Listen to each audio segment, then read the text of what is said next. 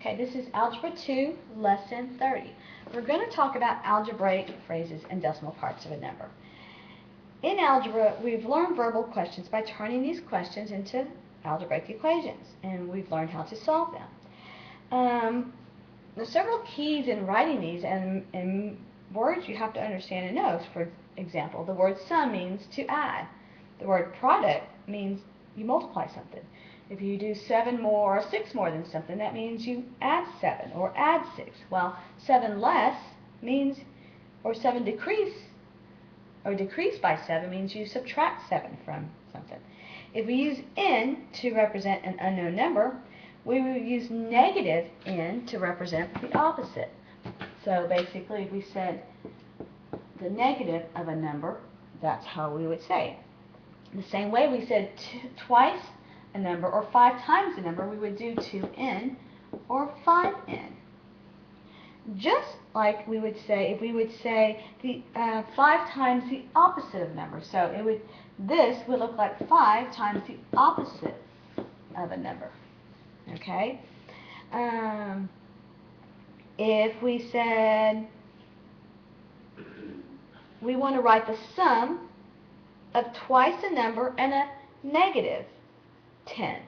So we want basically the sum, so some number twice a number, so 2 times n, yes, and a negative 10. So that's what you would have, or 2n minus 10.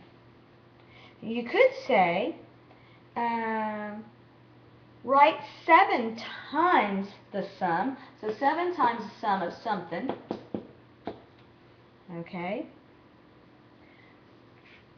So 7 times the sum by writing minus 10. If we wanted to do 7 times the sum of twice number and negative 10. And that's how you would write it. Okay, so let's look at some of these phrases at the bottom of page 125 on lesson 30. The sum of a number and 7, n plus 7. I'm going to skip down a couple. The opposite of a number decreased by 5. So you have negative n minus 5. Then you see the sum of the opposite of number and negative 5. So the opposite of a number and negative 5. Well, since we can just, frankly, just write negative n minus 7. Then we have the product. Product means the answer to multiplication of at least 2 things. So the product of twice a number and 8. So 8 times 2n. The sum of twice a number and negative 5. We want 5 times the sum. So when you say 5 times the sum, okay, 5 times the sum of what? Then they tell you the sum of twice the number and negative 10, or 2 minus 10. Okay? Let's look at the next one.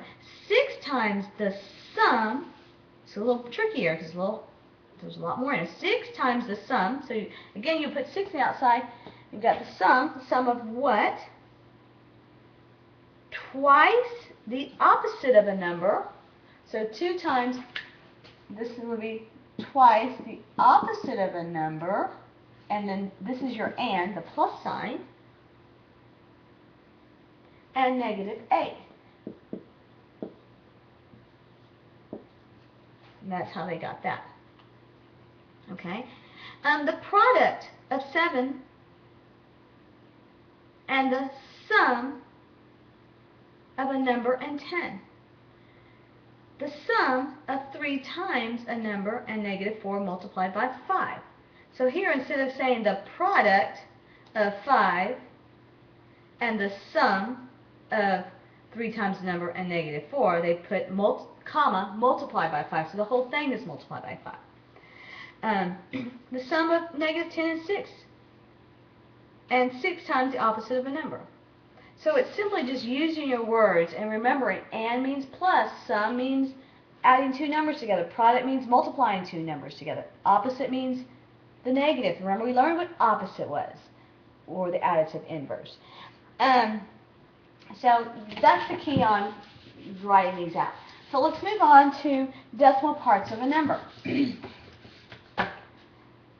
Many people call decimal numbers just decimal fractions because basically a decimal number is just a fraction divided out.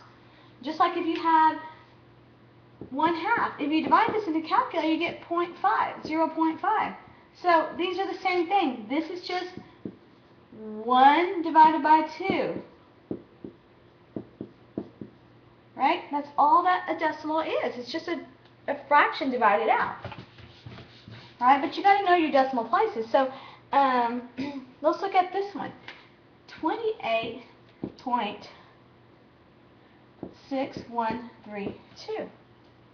Alright, this is, you can write this number 286132 all over, you count how many decimal places?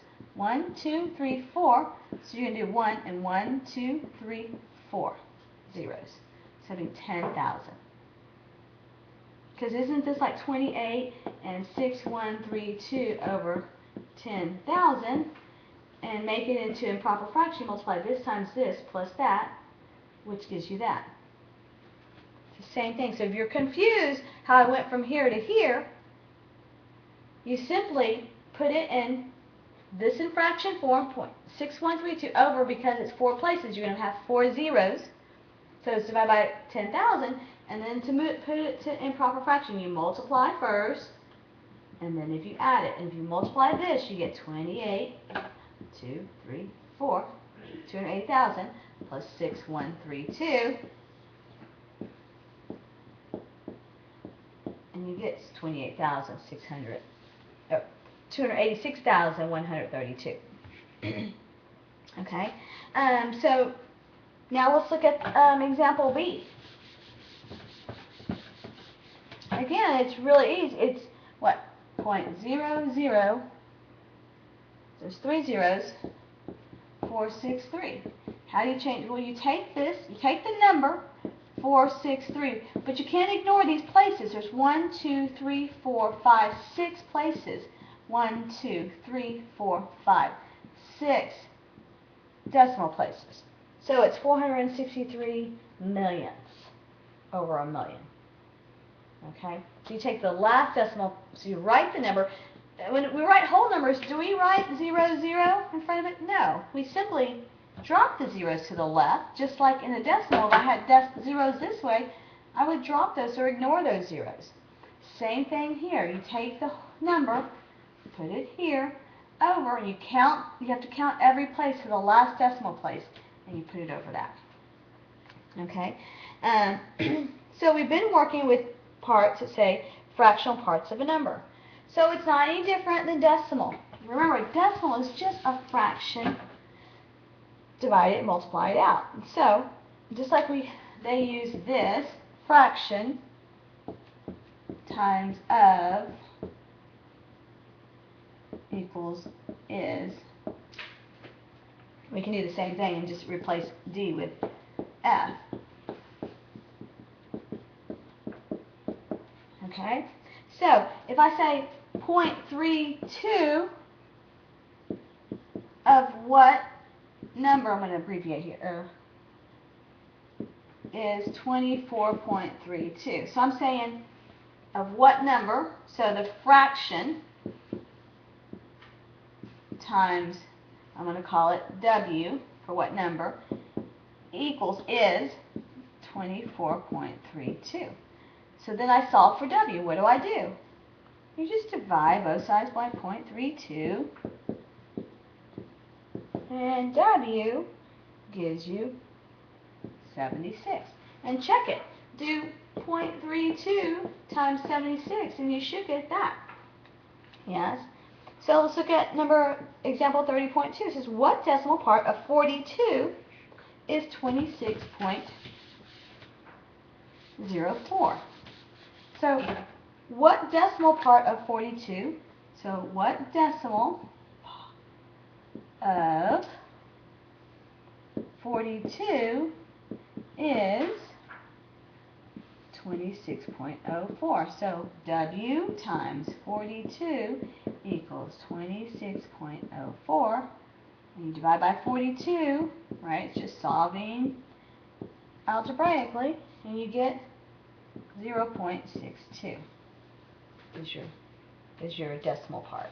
They might ask you what fraction. Well, you have to solve for this first, and then you simply would go 62 over 100 because there's two decimal places, and you can simplify to 31 over 50.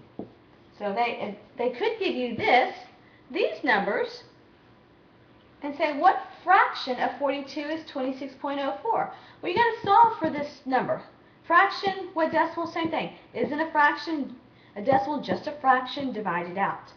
And once you do that, you solve for this, and you're going to get a decimal, and you just convert it to a fraction. That's all, if they were to give you that. Look at example 30.3. It says 0.42 of 86 is what number? So, another way of looking at this, well, let's do this problem. 0.42 of 86 is what number?